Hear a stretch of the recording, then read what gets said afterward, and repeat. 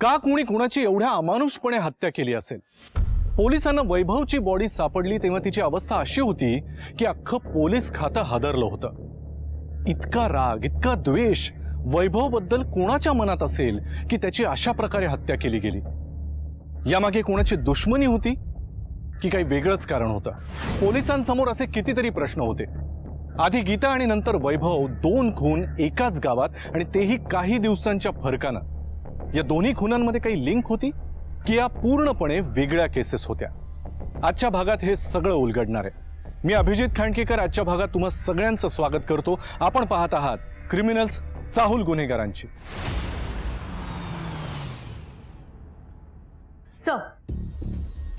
पंचनामा केलाय, बॉडी वैभवचीच आहे। किशोर म्हणजेच वैभवच्या वडिलांनी कन्फर्म केलं। सर, पण एवढं अग्रेसिव्हली कोणी कोणाला का मारेल आणि हात कापण्यामागचं काय रिझन असेल? तेच आपल्याला शोधून काढायचं आहे। बॉडीचे हात कापले आहेत आणि बॉडी भर वस्तीमध्ये आणून टाकण्यात आली। याचा अर्थ खुनी काहीतरी मेसेज देण्याचा प्रयत्न करतोय, पण तो या सगळ्या गोष्टी कशासाठी करतोय ते आपल्याला शोधून काढायचं आहे। सर, कदाचित दहशत पसरवण्यासाठी? कोणावर? का? तुम्ही एक काम करा, या वैभवची डिटेल्स मला हवी आहे। त्याचे कॉल रेकॉर्ड्स, लोकेशन सगळं मला लवकरात लवकर आणून द्या। आणि एक करा, किशोरच्या घरी जा आणि त्याची चौकशी करा। कदाचित तेच आपल्याला सांगू शकतील हे कोणी आणि का केलंय। सर,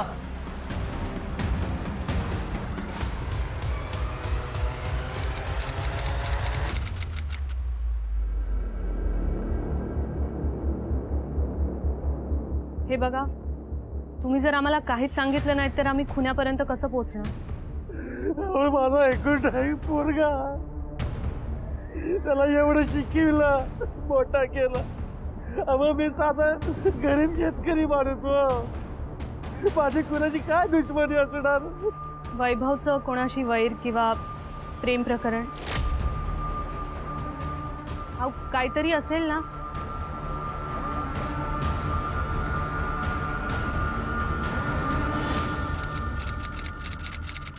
मॅडम, बघा तसं चांगलं पोरगं होतं, का त्याच्यासोबत असं कोणी केलं काहीच कळत नाही।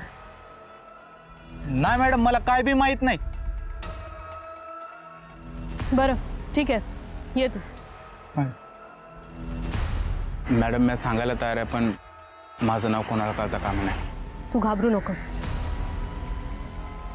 कोणालाही कळणार नाही। जे काय आहे ते खरं खरं सांग।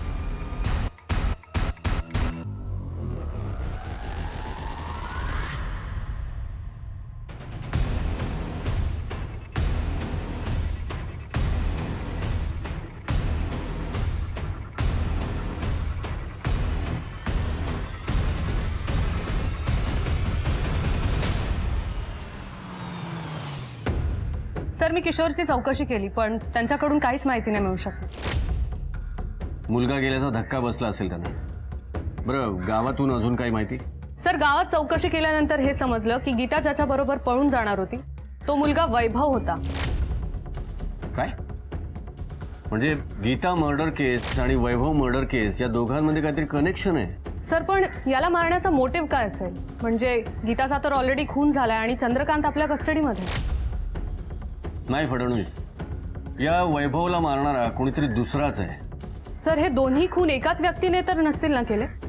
आणि मग चंद्रकांतवर संशय यावा म्हणून तसे पुरावे सोडले असतील? हे होऊ शकतं, पण मग चंद्रकांतला कोणीतरी फसवत आहे। पण मग चंद्रकांत आपल्याला काही सांगायला का तयार नाही? कदाचित चंद्रकांतच्या घरातलंच कोणीतरी यात सामील असणार।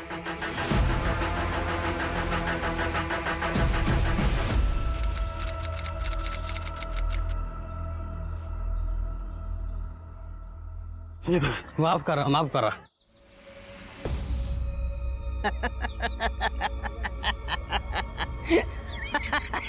दात काढ्या काय झालं? जास्त झाली का रे तुला? मला जास्त झाली असेल। अबे, तुझी बायको कुठे आहे? तुझी ती पहिली ती पळून गेली आणि आता ही दुसरी। तर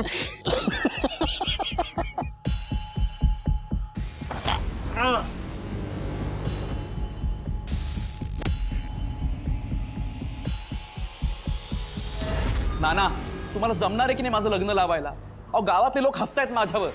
हसत्यात? कोण हसत्यात त्याचं नाव सांग. या नाना पाटल्याच्या पोराला हसणाऱ्याचं काय होईल माहित नाही का त्यांना? नाना मला हे अजिबात पटत नाहीये. अहो तुम्ही तर माझ्या लग्नाचा विषय सोडून दिलाय. तुम्हाला जमत असेल तर सांगा, नाही तर माझं मी काय ते बघतो. हे अरविंद, अरे जरा शांत डोक्याने विचार कर ना. कशाला राग घालतो डोक्यात? परिस्थिती माहित नाही हो तुला? आता त्या गीताचं काय झालं, गावातलं वातावरण काय आहे, आणि तुला लग्नाची घाई पडली वय रे? ते मला काही माहित नाही. माझं ठरलंय, मी लग्न केलं तर मृणालीशीच करणार, नाही तर तिचं किंवा माझं काहीतरी करून घेईन ना. हे अरविंद, अरे ऐक रे, आता कसं समजवायचं या पोराला?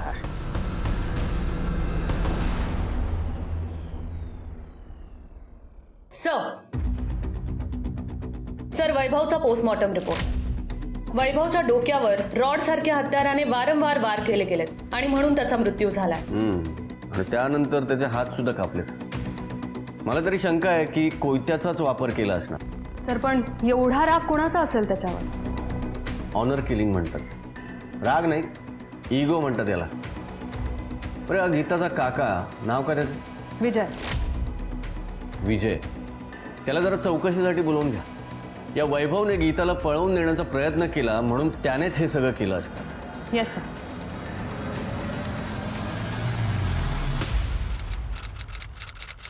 विजयराव, 30 मार्चला तुम्ही कुठं होते? 30 तारखेला म्या घरी नाही, म्हणजे हॉस्पिटलला होतो. हॉस्पिटलला? का? अहो त्या दिवशी की नाही माझा ॲक्सिडेंट झाला. हे बघा ना, प्लास्टर लावलं, हे बघ.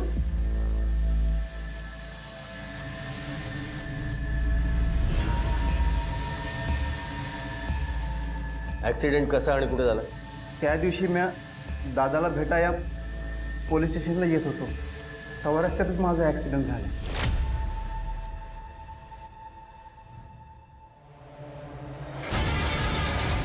मग काय, त्या गाडीवाल्यानं ॲक्सिडेंट झाला म्हणून मला डॉक्टर केंडीकडे घेऊन गेला. डॉक्टर केंडीने तपासून बघितलं तर फ्रॅक्चर झाला होता पाय. त्यानं प्लास्टर लावलं आणि मला सकाळपर्यंत थांबून ठेवलं. साहेब, तुम्हाला जर खरं वाटत नसेल तर त्या डॉक्टरला इशारा की. आणि हो सर, त्याच्यावर पण जर भरोसा नसेल तर माझं लोकेशन चेक करा की.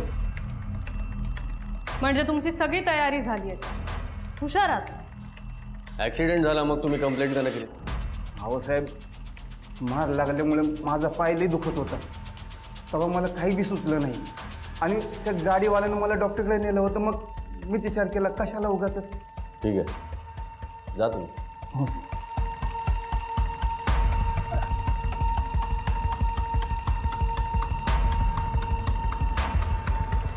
सर, या विजयवर आपला जास्तच संशय जात होता, पण हा तर क्लीन निघाला.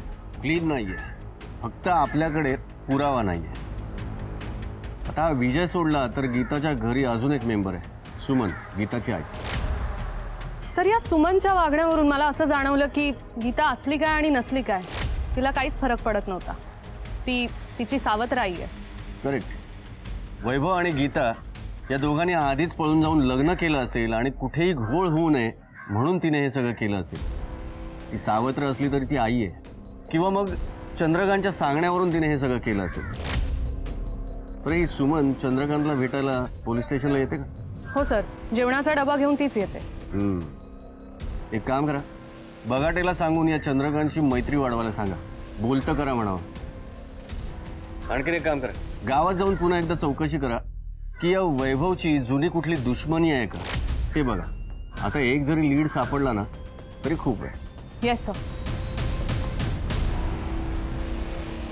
पोलिसांनी चौकशी केल्यावर त्यांच्या असं लक्षात आलं की गावामध्ये शुभम नावाचा एक मुलगा आहे जो वैभवला नेहमी दारू पिऊन शिव्या घालायचा. त्यांनी शुभमची चौकशी केली. शुभम चौकशी केल्यानंतर रडायला लागला आणि त्याने शेवटी कबूल केलं की त्याचं गीतावर प्रेम होतं. शुभमने गीताला भेटायचा 1-2 वेळा प्रयत्न केलाही, पण ती त्याला नेहमीच टाळत होती. शुभम वैभव सोबत एकाच कारणासाठी राहत होता, ते म्हणजे त्याला गीताबद्दल अजून जाणून घ्यायचं होतं. शुभमला हळूहळू हाही संशय यायला लागला होता की कदाचित वैभव आणि गीता यांचंच तर एकमेकांसोबत काही चालू नाहीये ना. आणि त्यातच शुभमला एक विचित्र फोन आला, गीताचा. हे बघ शुभम, माझं आणि वैभवचं तसं काहीच नाही आहे. खरं तर मृणाली आणि वैभवचं प्रेम आहे एकमेकांवर आणि ते लवकरच लग्नही करणार आहेत. आणि तुला तो अरविंद आवडतो का? नाही रे, माझे घरचे मला जबरदस्ती करतात अरविंदशी लग्न करायला. खरं तर मला तो अजिबात नाही आवडलाय. बरं ते सगळं सोड, मी काय सांगते ते नीट आहे. मृणाली आणि वैभव लवकरच पळून जाऊन लग्न करणार आहे आणि आपण दोघांनी मिळून त्याला मदत करायची. त्या दिवशी मी खूप खुश होतो साहेब, कारण माझ्या गीताने पहिल्यांदा माझ्याजवळ मन मोकळं केलं होतं हो साहेब. आणि त्याच खुशीत मी घरी गेलो आणि रात्रभर खूप दारू प्यायली.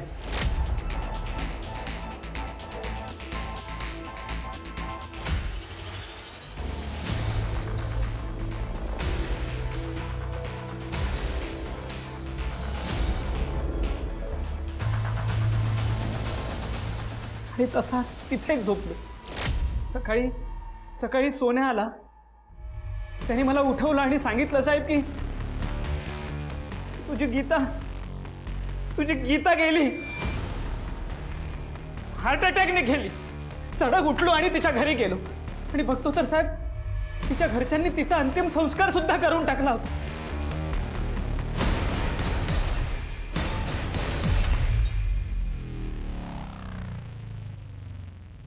चंद्रकांत, तुम्हीच गीताचा खून केलात ना?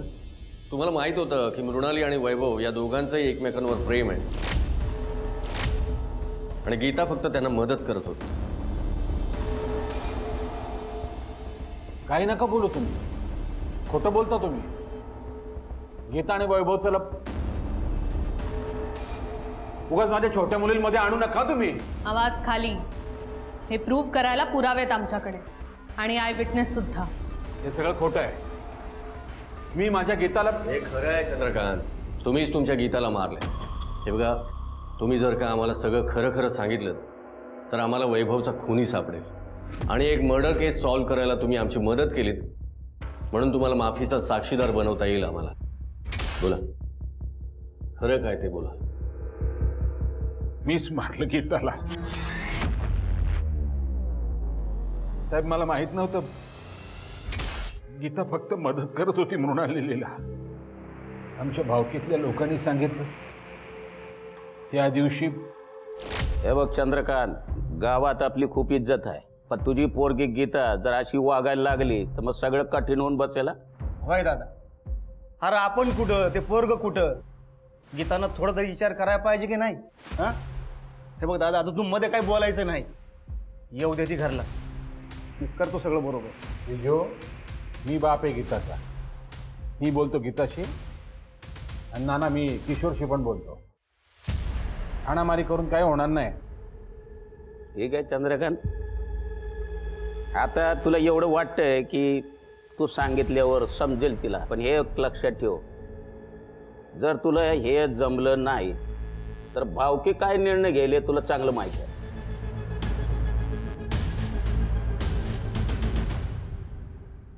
हे काय आता भाऊजींना काय झालं? मालक, तुम्ही काय बी काळजी करू नका.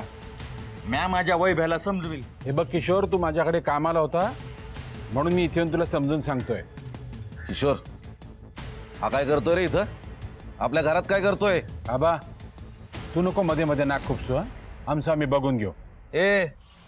मला माहित आहे इथं का आलास तू. त्यांनी एक लक्षात ठेव, आमच्या वैभ्याचं तुझ्या पोरीवर प्रेम आहे. याचा अर्थ असा नाही तू त्याच्याशी काय बरं वाईट केलंस ना, गाठ माझ्याशी आहे.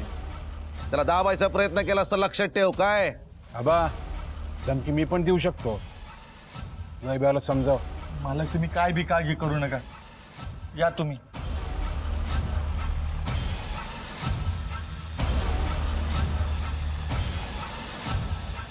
ताई, वैभवचा आत्ताच मेसेज आलाय. तो म्हणतोय की आत्ताच पळून जायचं. काय आत्ता? पण तोच तर म्हणाला होता ना 10:30 वाजता जायचंय. हो, पण तो आत्ताच जायचं म्हणतोय. आणि हे बघ, तू प्लीज आता नाही म्हणू नकोस. अगं पण बिन काही नाही आता. हे बघ, तू तयारी करायला घे, तोवर मी बॅग भरते. ठीक आहे.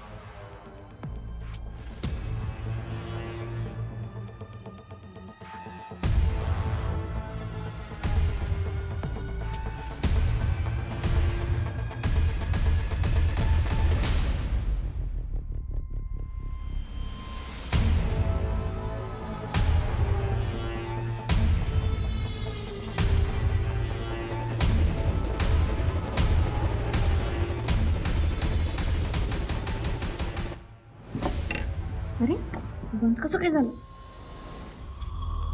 गैरसमज. कशातलं काहीच माहीत नसताना एवढी मोठी चूक करून बसलात तुम्ही. काय गरज होती हे सगळं करायची? माझी खूप मोठी चूक झाली साहेब. मीच मारलं माझ्या गीताला. मग आता हे सुद्धा सांगा की वैभवला कुणी मारलं? तुम्हीच मारलत ना? त्या सुमनला सांगू? नाही साहेब, मला खरंच माहित नाही. मी जर का वैभवला मारलं असतं तर आज माझी गीता जिवंत असती. पोलीस प्रचंड संभ्रमात होते की नक्की कोणी केलं असेल हे कृत्य. मृणालीला काही माहिती असेल का? पोलिसांना वाटत होतं की वैभव हत्याकांडाचे खरे सूत्रधार हे नाना आणि आबा आहेत, कारण ते आपल्या गावाची आणि समाजाची इज्जत वाचवण्यासाठी वाटेल त्या थराला जाऊ शकतात. म्हणून त्यांनी नाना आणि आबा यांना चौकशीसाठी समोर बोलवलं आणि त्या चौकशीतून काहीतरी भलतंच बाहेर आलं. हे बघा इन्स्पेक्टर साहेब, त्या केसशी आमचा काय बी संबंध नाही. नाना, तुमचा मुलगा अरविंद, त्याचं लग्न तुम्ही मृणालीशी लावायला निघाला होता. पण त्या मृणालीचा एक बॉयफ्रेंड होता वैभव, त्याचा मर्डर झालाय. त्याच्याबद्दल तुम्हाला काहीच माहित नाही की तुम्ही हे सगळं जाणून बुजून करताय? हे बघा इन्स्पेक्टर साहेब, आमच्या अरविंदाचं लग्न आम्ही दोन्ही कुटुंबांनी एकत्र बसून ठरवलेलं आहे. आणि आता राहिला त्या वैभवचा प्रश्न, त्याचा मृणालीशी काही संबंध नाही आणि तुम्ही जोडू बी नका. हे लग्न जबरदस्ती होतंय असं आम्ही ऐकलंय. आता कसं आहे, गावात कसं वातावरण आहे तुम्हाला माहिती आहे. हा, आमच्या बी कानावर काही अफवा आल्या आहेत, पण म्हणून काय आम्ही प्रत्येक घरात जाऊन विचारपूस करायची का? सांगा ना, करायची का? नाही ना. तुम्ही नका लोकांच्या बोलण्यावर विश्वास ठेवू. काय समजलं? आणि सर्वात महत्त्वाचं इन्स्पेक्टर साहेब, त्या रात्री आम्ही घरी होतो याचा पुरावा आमच्याकडे आहे. हो, CCTV कॅमेरा बसून घेतलाय मी. तुम्ही काय काळजी करू नका, माणसाकडून पाठवून देतो फुटेज. हां, या तुम्ही आत. चला.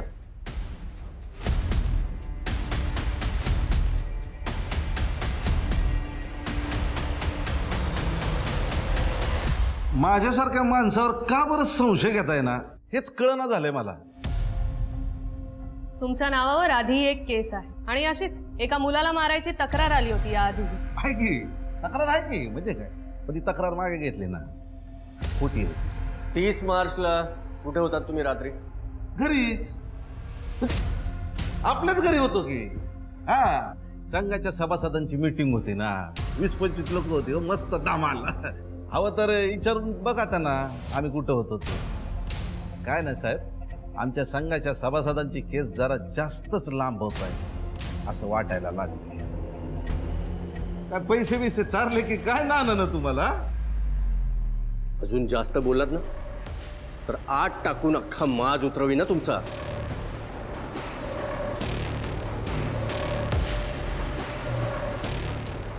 कॉलरला हात टाकून ना लय मोठी चूक केली. आता बघा बघा मी काय करतो ते.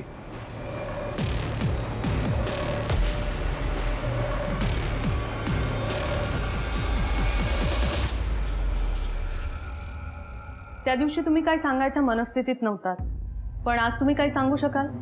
वैभवचं कोणाशी वैर किंवा तुमचा कोणावर संशय?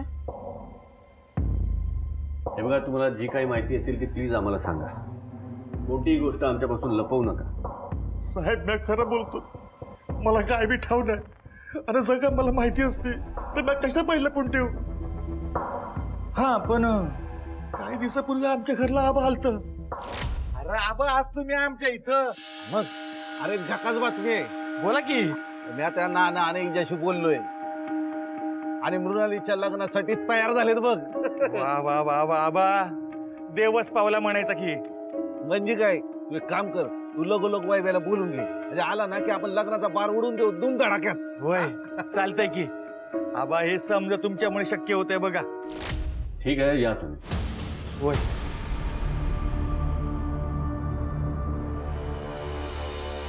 फडणवीस, या किशोरवरती सुद्धा लक्ष ठेवा. कदाचित कुणाच्या तरी दबावाखाली येऊन हे आपल्याला काहीच सांगत नाहीयेत. सर, मला तर वाटतंय हा आबा या केसमध्ये नक्की इन्व्हॉल्व आहे, पण कसा ते कळत नाहीये. एकतर या सगळ्या गोष्टी आबानेच केल्यात किंवा या सगळ्यातून या आबाला नक्कीच काहीतरी फायदा होतोय. एक काम करा, या आबावर सुद्धा लक्ष ठेवा. हो सर.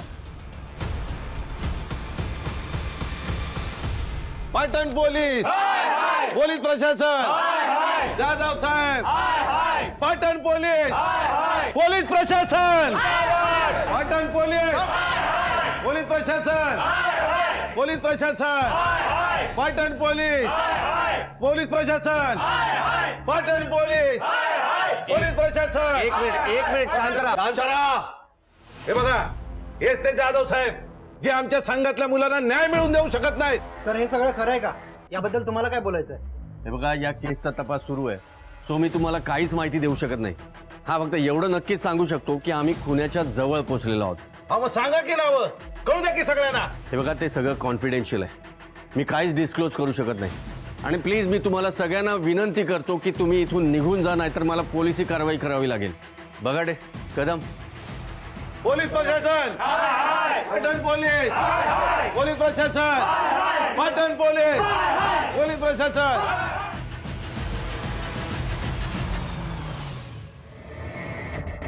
हो साहेब, मीच येणार होते तुम्हाला भेटायला. का? काही सांगायचं राहिलं होतं का? हो साहेब, माझी मुलगी मृणाली ती गायब आहे. गायब झाली आहे म्हणजे चंद्रकांतला अटक झाली आहे त्या दिवसापासून ती गायब आहे. आणि हे तुम्ही आत्ता आम्हाला सांगताय? तुम्हीच गायब नाही ना केली तिला? हो साहेब, काय बोलताय? मी का असं करेन? हो, माझ्या पोटची पोर आहे ती. साहेब, गीता गेल्यापासून मृणाली थोडीशी गुमसुम राहत होती आणि आता दादाही घरी नाही. आम्हाला वाटलं गेली असेल एखाद्या मैत्रिणीकडं, पण खरं सांगतो साहेब, आत्ताच आम्ही तुमच्याकडं तक्रार द्यायला येणार होतो. पोलिसांनी गावामध्ये मृणालीबद्दल चौकशी केल्यानंतर त्यांच्या असं लक्षात आलं की चंद्रकांत यांना अटक झाल्यानंतर मृणाली गावामध्ये दिसलीच नव्हती. ती एका रात्रीत गायब झाली होती. कुठे गेली, कोणासोबत गेली, कोणालाच ठाऊक नव्हतं. पोलिसांनी मृणाली आणि वैभवचे कॉल रेकॉर्ड्स आणि मोबाईल लोकेशन्स तपासल्यानंतर त्यांच्या लक्षात आलं की मृणालीनं वैभवला त्याचा खून होण्याच्या आधी बरेच कॉल्स केले होते आणि खून झाल्या झाल्या मृणालीचा फोन स्विच ऑफ झाला होता. लोकेशन तर ट्रेस झालं होतं. मृणाली आणि वैभवचा फोनचं लोकेशन कल्याणमध्ये ज्या ॲड्रेसवर दिसत होतं त्या ठिकाणी PSI चौकशीसाठी पोहोचले.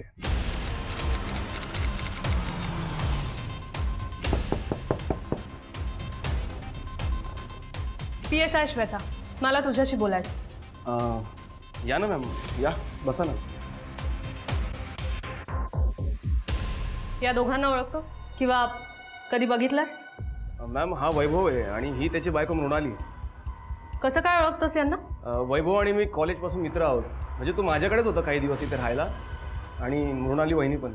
या वैभवचा खून झालाय. काय? आणि मृणाली काही दिवसांपासून गायब आहे.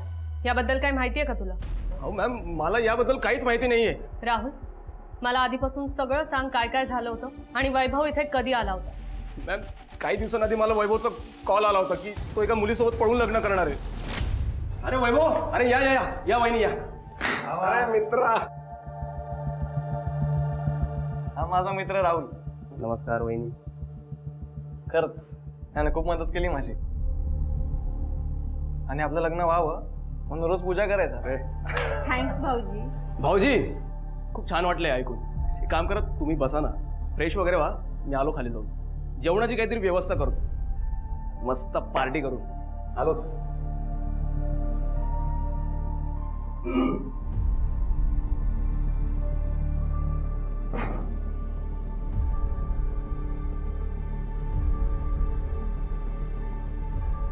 इथे ते 1-2 दिवस राहिले मॅम, मस्त आरामात राहिले, आणि दुसऱ्या दिवशी त्यांनी तर लग्न पण केलं. नंतर काय झालं मग? म्हणजे वैभव इथून कधी गेला? त्यानंतर त्या दिवशी मी जेव्हा ऑफिसहून घरी परत आलो तेव्हा मॅम, मी घरी आलो तेव्हा बघितलं तर घरी मृणाली वहिनी आणि वैभव कोणीच नव्हतं घरी. त्यांचं सामान पण बघितलं, घरात सामान पण नव्हता मॅम. नंतर त्याला मी लगेच फोन केला तर तुम्हाला म्हणाला की त्याच्या घरच्यांनी त्याच्या लग्नाला मान्यता दिली आहे आणि त्याचे कोणीतरी काका आले होते त्याला घ्यायला मॅम. तर मी पण खुश झालो नंतर. ठीक आहे, अजून आम्हाला काही माहिती हवी असेल तर आम्ही तुला बोलवून घेऊ. हो मॅम.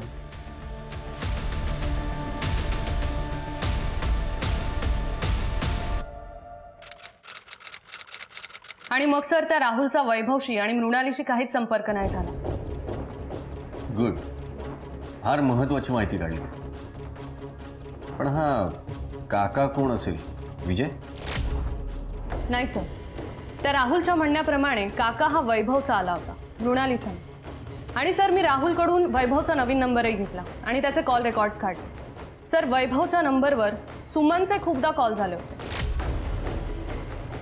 काय? सुमन वैभवच्या संपर्कात होती? हे जरा विचित्रच वाटतंय. ही सुमन वैभवला कॉल का करायची?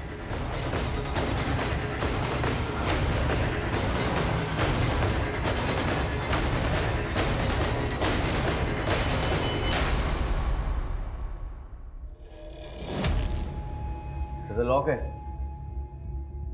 आजूबाजूला चौकशी करा कुठे गेलेत.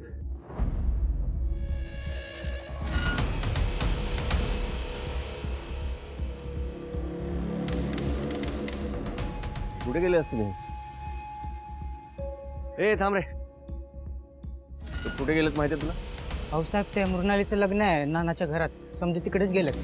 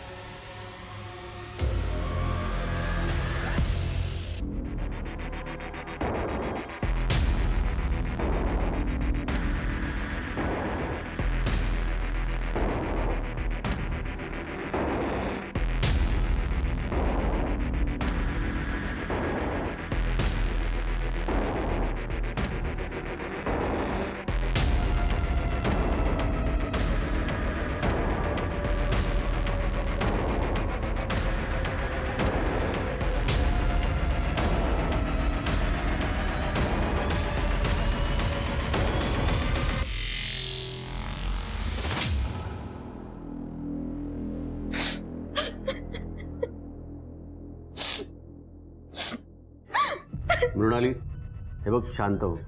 आम्हाला सगळं कळलंय. आम्हाला खरं खरं सांग की तुला आणि वैभवला राहुलच्या घरी घ्यायला कोण आलं होतं आणि त्यानंतर काय झालं? सर आम्ही राहुलच्या घरी आलो तेव्हा आलो आलो.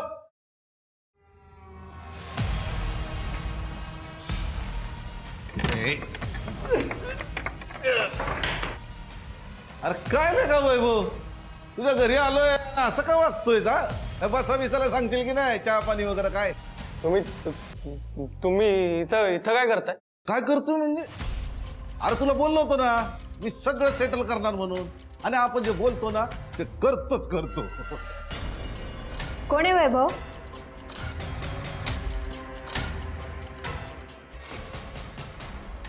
तुम्ही सुन बाई, या या या ये गा अशी ये समोर. हा आता कसा लक्ष्मी नारायणाचा जोडा दिसतोय. हे लग्न काय करा, चला गावी चला. इथं नका राहू. होय, अरे मी सगळ्यांना मनवले की तुम्ही काम करा, गावी चला, लग्न करा आणि शेटल व्हा मस्त पैकी. काय घाबरायचं नाही. अरे विश्वास नाही होय माझ्यावर? नानालाच फोन करतो ना. अरे झालंय बोलणं माझं सगळ्यांची, सगळे रेडी आहेत बघ. हॅलो नाना.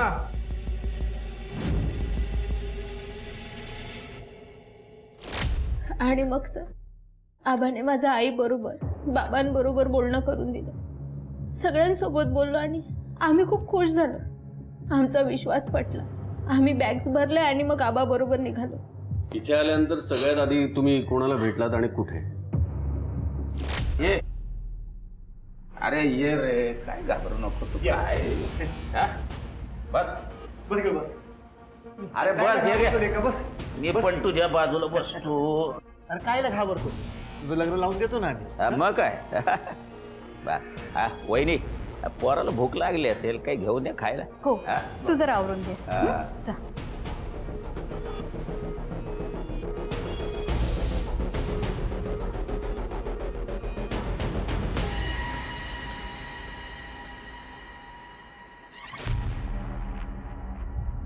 आई कुठे गेलेत सगळे?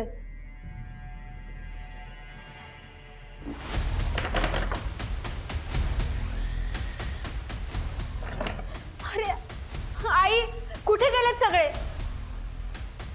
आई काय विचारते मी, कुठे गेलेत? आई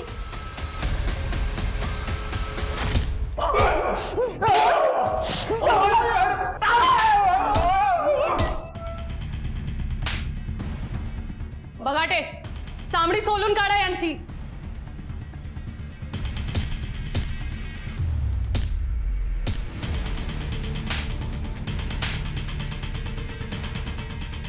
काय समजलं? सर 1 तास झाला बडवतोय आम्ही यांना, तरी हा विजय काहीच बोलायला तयार नाही. आणि आबाने फक्त एवढंच कबूल केलंय की तो वैभव आणि मृणालीला कल्याणहून इथं घेऊन आला होता.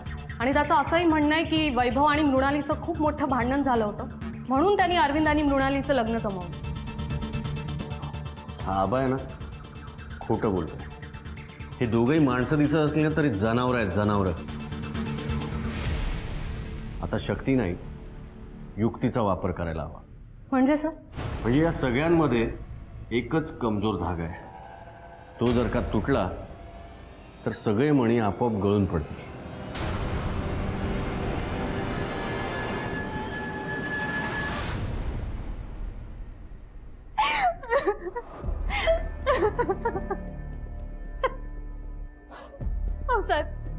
साहेब मी खरंच काही केलं नाही हो.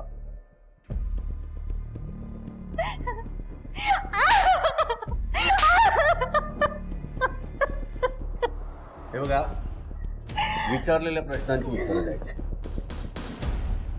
आबा आणि विजय या दोघांचाही असा आरोप आहे की या सगळ्यात तुमचा हात आहे. तुम्हीच त्यांना वैभवचा खून करायला भाग पाडलात आणि मृणालीचं दुसरं लग्न लावायला सुद्धा तुम्हीच त्यांना भाग पाडलात. हो साहेब, हे सगळं खोटं आहे. अहो तसे त्यांच्याकडे पुरावे आहेत, आय विटनेस आहेत. तसं तुमच्याकडे आहे का हे सिद्ध करायला की हे सगळं त्यांनी केलंय म्हणून? म्हणजे कोणता पुरावा, कोणता हत्यार, कोयता, कुऱ्हाड वगैरे असं काही? बघा, तुमच्याकडे कुठला ठोस पुरावा नसेल ना तर तुम्हाला जन्मठेप नक्कीच. नको साहेब नको, मी सांगते. मला माहिती येतो कोयता कुठे ठेवलाय तो.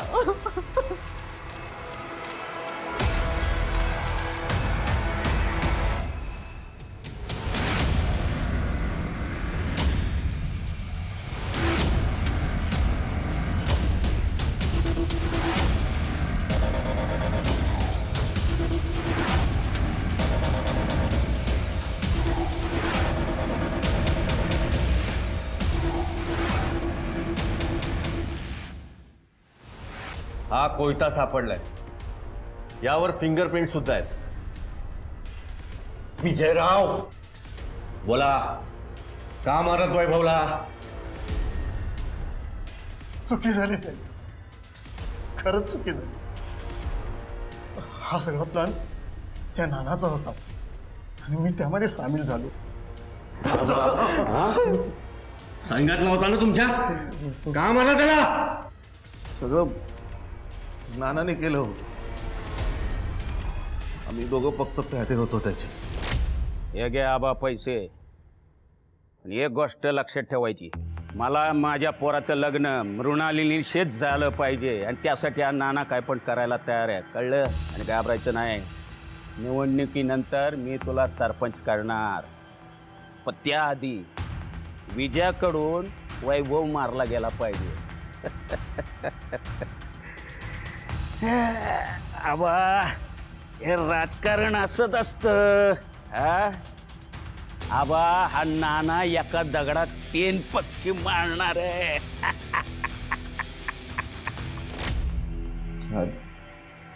सगळं नानाच्या प्लॅननुसार घडलं. आम्ही दोघांनी त्याला जंगलात नेलं आणि पोलिसांनी नाना, विजय, सुमन आणि आबा यांना वैभव हत्याकांडामध्ये अटक केली. फक्त एका छोट्याशा गैरसमजुतीमुळे चंद्रकांत यांनी गीताला मारून टाकलं याची त्यांना आयुष्यभर खंत असणार होती. फक्त प्रेम केलं म्हणून वैभवला विजय आणि इतरांनी मिळून अमानुषपणे ठार मारला. का अजूनही आपण दुसऱ्या माणसाला माणुसकीनं नाही वागू शकत? का अजूनही आपल्या डोक्यामध्ये आपलं ते प्रेम आणि दुसऱ्याचं ते लफडं अशाच संकल्पना आहेत?